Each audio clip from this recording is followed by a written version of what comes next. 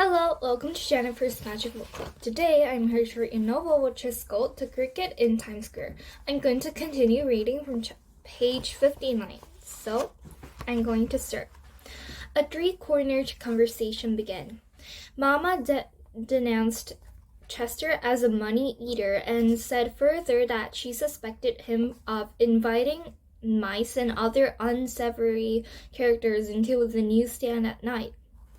Papa said he didn't think that Chester had eaten the $2 on purpose, and what difference did it make in a mouse who came in? Mama said he had to go. Papa said he could stay, but he'd have to be kept in the cage.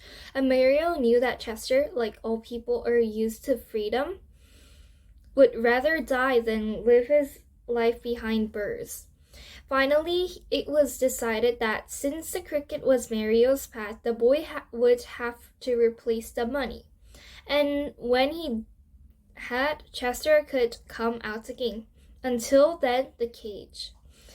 By working part-time delivering groceries when he wasn't taking care of the newsstand, Mario thought he could earn enough in a couple of weeks to get Chester out of jail. Of course, that would mean no swimming at Coney Island, and no movies, and no nothing. But it was worth it. He fed the cricket his breakfast, left over asparagus tips and a piece of cabbage leaf. Chester had practically no appetite after what had happened. Then when the cricket was finished, Mario said goodbye and told him not to worry and went off to the grocery store to see about his job. That night, after Papa had shut up the newsstand, Chester was hanging through the glided bars of his cage. Earlier in the evening, Mario had come back to feed him his supper, but then he had to leave right away to get in a few more hours to work. Most of the day, Chester had spent inventing hopping games to try to keep himself entertained, but they didn't work, really. He was bored and lonely. The funny thing was that although he had been sleepy and kept wishing it were nights, now that it was, he couldn't fall asleep. Chester heard the soft padding of feet beneath him. Harry Cat sprang up and landed on the shelf. In a moment, Tucker Mouse followed him from the stool, groaning with pain. He was still limping in his left-hand leg, where the Fortune magazine had hit him. "How long is the sentence?" asked Harry. "Until Mario can pay back the money," sighed Chester. "Couldn't you get out on a bail for the time being?" asked Tucker. "No," said Chester, "and anyway, nobody has any bail. I'm surprised they let me off that easily." Harry Cat folded in his front paws over each other and rested his head on them. "Let me get this straight," he said. "Does Mario have to work for the money as punishment, or does he just have to get it somewhere?" "He just has to get it," said Chester. "Why should he be punished? I'm the one who ate the money." Harry looked at Tucker, a long look as if he expected the mouse to say something. Tucker began to fidget. "Say, Chester, would you want to escape?" he asked. "We can open the cage. You could come and leave the drain pipe." "No," Chester shook his head. "It wouldn't be fair to Mario. It will just have to serve out of time." Harry looked at Tucker again and began tapping one of his paws. "Well," he said finally. Tucker moaned and massaged his sore spot. "Oh, my poor leg, that Mama Bellany can sure have a magazine. Feel the bump, Harry," he offered. "I felt it already," said Harry. "Now enough of the stalling. You have money." "Tucker has money," said Chester Cricket. Tucker looked nervously from one to the other. "I have my life savings," he said in a pathetic voice. "He's to reach his mouth in New York," said Harry. Old Moneybags Mouse, he knows as. No, now wait a minute, Harry, said Tucker. Let's not make too much from a few neat golden dimes. How did you get money? Asked Chester. Tucker Mouse cleared his throat and began wringing his two front feet. When he spoke, his voice was all chalked up with emotion.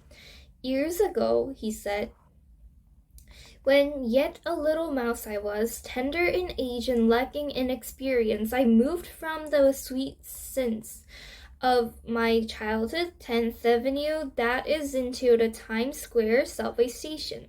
And it was here that I learned that value of economics, which means saving.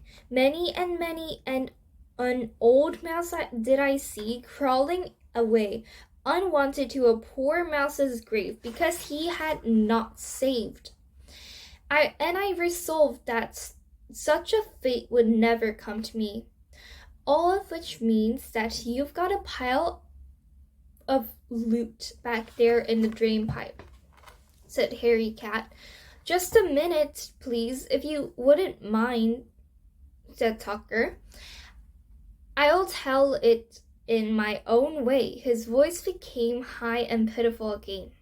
So for a long time of years of my youth, when I could have been gambling, which means playing with the other mouses, I saved. I saved paper, I saved food, I saved clothing, saved time, and get to the point, said Harry. Tucker gave Harry a sour smile. And I also saved money, he went on.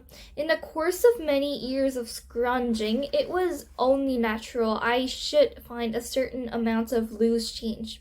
Often my friends, Tucker put his hand on his heart, would I sit in the opening of my drain pipe watching the human beings and waiting. And whenever one of them dropped a coin, however small, pennies I love, I would dash out at great peril of life and limb, and bring it back to my house. When I think of the tramping shoes and the dangerous goloshes, many times have I had my toes stepped on and my whiskers torn off because of these labors. But it was worth it. Oh, it was worth it, my friends, on account of now I have $2 5 quarters, 2 dimes, 6 nickels, and 18 pennies tucked away in the drain pipe, which makes the $2.93, said Harry Cat after doing some quick addition. And proud I am of it, said Tucker Mouse. If you've got all that, why did you want to sleep on the $2 bills in the cricket cage? Asked Chester. No folding money yet, said Tucker. I was a new sensation. You can get Chester out and still have 93 cents left, said Harry Cat. But I'll be ruined, whimpered Tucker. I'll be wiped out. Who will take care of me in my old age? I will, said Harry. Now stop acting like a skinflint and let get the money. Chester rang the silver bell to get their addition.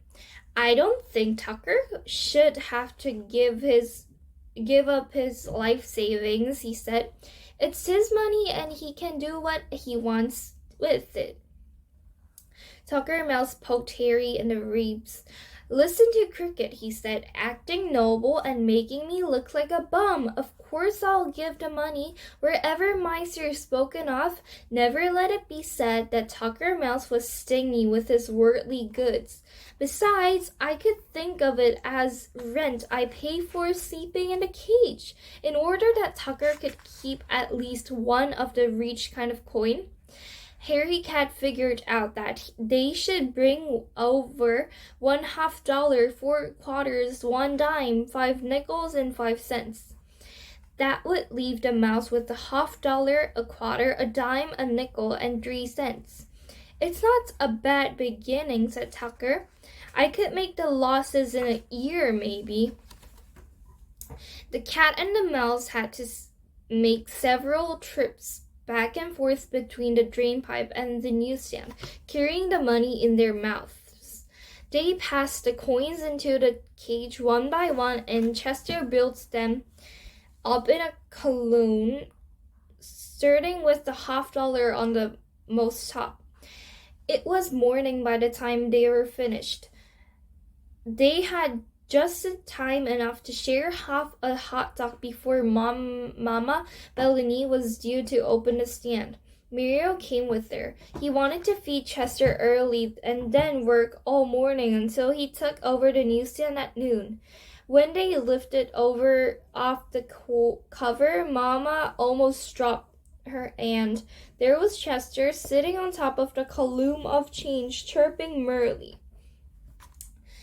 Mama's first suspicion was that the cricket had sneaked out and smuggled all the money from the cash register into the cage. But when she looked in the drawer, the money from the night before was still there. Mario had the idea that Papa might have left it as a surprise. Mama shook her head. She would certainly have known if he had $2 to leave anybody. They asked Paul, the conductor, if he'd seen anyone around the newsstand. He said no. The only thing he'd noticed was that the big cat who sometimes prowled through the station had seemed to be busier than usual last night. And of course they knew that he couldn't have had anything to do with replacing the money. But whoever left it, Mama Bellini was true to her word. Chester was allowed out of the cage, and no further questions were asked. Although she wouldn't have admitted it for the world, Mama felt the same way about money, and that Tucker Mouse did. When you had it, and you didn't bother too much about where it came from. I'm done reading till the end of chapter 8. I hope you're enjoying with me, and have a nice day. Bye. See you later.